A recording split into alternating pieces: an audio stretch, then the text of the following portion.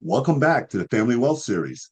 In our last chapter, we explored what may have been the greatest birthday gift Emily would ever receive, not because of its price, but because of the time it was given. As I was preparing this chapter, I found myself thinking about the children in my own family. I began asking a simple question: what can I do today that might help create more opportunities for them tomorrow? That question became the inspiration for Emily's story. Emily isn't one specific child. She represents every child whose future can be shaped by the love, foresight, and stewardship of the adults who care about them. Whether you're thinking about your son or daughter, a grandchild, a niece or nephew, or another young person you love, the principles we're about to explore are the same. Today, we're going to discover what became of Emily's invisible gift.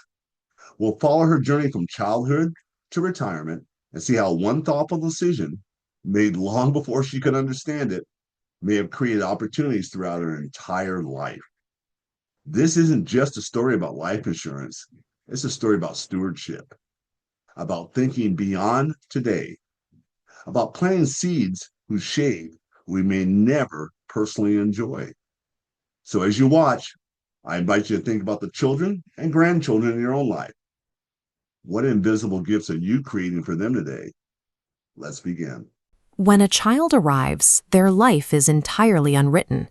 Every parent and grandparent faces a distinct tension. You want to prepare them for the world, but that world is completely unpredictable. You don't know what career they will choose, what passions they will pursue, or what economic conditions they will face.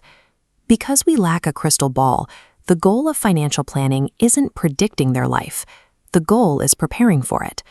For a child named Emily, preparation begins with a quiet decision made shortly after her birth: starting an indexed universal life insurance policy, or IUL. This plan requires a consistent commitment of $100 a month. That simple input instantly generates a $250,000 protection umbrella for her family.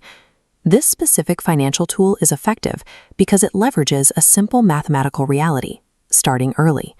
By initiating this when she is an infant, the policy has decades to accumulate value.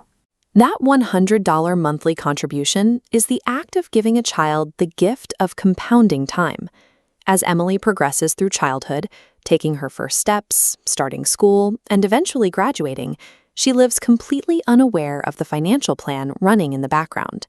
The engine relies on consistency. Behind every human milestone, the policy operates quietly, capturing small contributions month after month, year after year. The power of time in financial planning works best when it operates silently. It compounds steadily, free from the disruptions of emotional interference. We can see how this growth happens by looking at this chart. The IUL's cash value is tied to a market index, allowing it to capture upward growth potential alongside a fluctuating market line. When an economic downturn happens, the cash value doesn't follow the market down. Instead, the line flattens out, shielded by a solid floor barrier. To fund this protection mechanism, there is a trade-off. Emily relinquishes the absolute highest market peaks in exchange for the guarantee that her funds will never experience the lowest market crashes. Looking ahead, there is a distinct difference between guarantees and projections. The lower solid pathway represents a guaranteed 2% minimum baseline. The higher dashed line illustrates a 6.6% return, which is a historical possibility, not an absolute promise. This mechanism ensures steady, protected momentum. It shields a child's financial foundation from real-world economic volatility. When Emily enters adulthood, this unseen engine finally becomes visible and useful to her. As shown in this schematic, she gains financial flexibility. A portion of the accumulated cash pool can be extracted as a tax-deferred policy loan, while the main pool continues to grow uninterrupted. She can apply this loan to real-world adult milestones. It can secure a down payment on a first home or provide the capital needed to navigate a major career pivot. Modern life insurance is a flexible tool.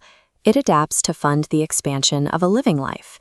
Fast forward to Emily navigating parenthood and eventually entering retirement. Her focus shifts from growth to preservation and stewardship. Features like overloan protection and the protected death benefit ensure her baseline remains secure. They guarantee the policy will not lapse in her later years, protecting the assets she has built over decades. This chart from the policy illustration highlights the long-term potential of the death benefit. Looking at the projected, non-guaranteed trend line from age 65 to 85, the benefit reaches $6 million, creating a sizable legacy for her own family. That late-stage accumulation connects directly back to the initial $100 a month decision. Early, intentional stewardship secures a multi-generational legacy. The generational loop closes when an older Emily holds her own grandchild. Through every up and down of her life, someone had loved her enough to plan for her before she could even appreciate it. The true value of the policy is the lifelong peace of mind and freedom it afforded her along the way. We never knew exactly what Emily's future would become, and we never needed to know in order to protect her. Intentional planning creates the financial margin needed for a life of varied choices and new directions, giving her the freedom to write her own story. The greatest financial gift is creating more opportunities for whatever future she chooses. Emily's story reminds us that the greatest acts of love are often the quiet ones. Planning isn't about predicting the future, it's about preparing the next generation to meet it with greater confidence, greater flexibility, and greater opportunity. Let me point out a few things in Emily's illustration that maybe are easy to miss. Emily's parents began with just $100 per month during her first 5 years of life. You don't have to be wealthy to begin planning. You simply have to begin. When Emily turned 6, the monthly contribution increased. One of my favorite features is guaranteed insurability.